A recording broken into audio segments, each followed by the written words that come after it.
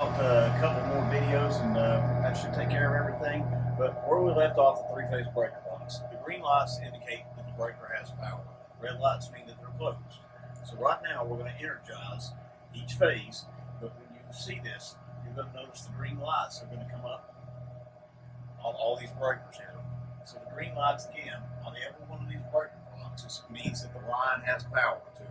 Again, the red lights mean that the breaker's closed for backfill. Again, here we go, A phase. See the green light comes on all the way down A phase. You can see all the green lights on the breakers.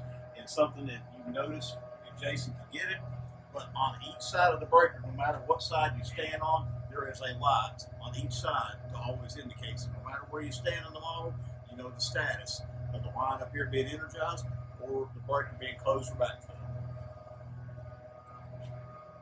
B phase coming hot, C phase coming hot. Now we're completely energized. Everything is good to go. Again, really guys, that's pretty much it. It's pretty much simple on that.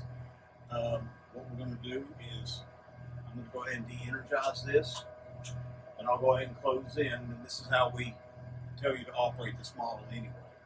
So what the students will do is once they have wired the bank up, this will be de-energized right here, feeding the line. The students will reach up here and they will close their breaker.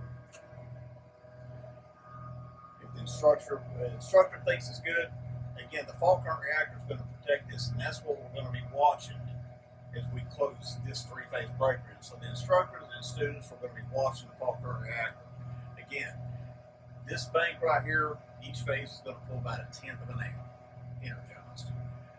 If we see 1.5, 2.5, anything above 1/10 of an amp for one bank, and with every bank energized, you'll see about 3/10 of an amp, maybe 4/10 of the max. So if you see 1.52, we already know there's a fault. But for right now, we're going to go ahead and close this bank in. We've got all the breakers closed, coming hot with A phase. 1/10 of an amp. B phase and C phase. Something I failed to mention, guys. You're going to see these lights flickering on the video. They do not truly flicker. They are solid lights, but for whatever reason, the phone, whenever they do this, iPhones or whatever phones, I don't know, they flash, but they're not truly flashing. They're solid. So we're at 1/10 of an amp. We're good. Jason's going to pan over here once he gets that, and we're going to see that all the red lights are lit up on this. Something else we want you to notice. Because this is a Delta connection bank, again, we're not really going to go into the connections, but because it's a Delta, you're automatically going to see the entire model being backfed. So all three breakers are red, and if you look at the rest of the model, all the lights just came on. So this is something you can teach as far as the class, as far as showing backfeed and the dangers of backfeed. Even with two breakers open, two cutouts open, one phase feed the Delta bank, can backfeed the entire system.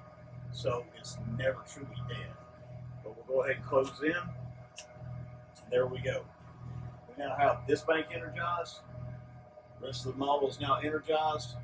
And again, the students are not to be working on this while it's energized. At this point, what we would do is use our voltmeter, rotation meter, hook that up and test the bank, make sure everything is good. And again, if these banks actually have a fault on it because they wired it incorrectly, that's fine. That's how we learn. The fault current's designed to protect that equipment, and it lets them know what they've done wrong. As well, as an instructor, we know where we're at with the equipment. But anyway, let's take a short break. We'll come back and we'll show you different configurations of transfer.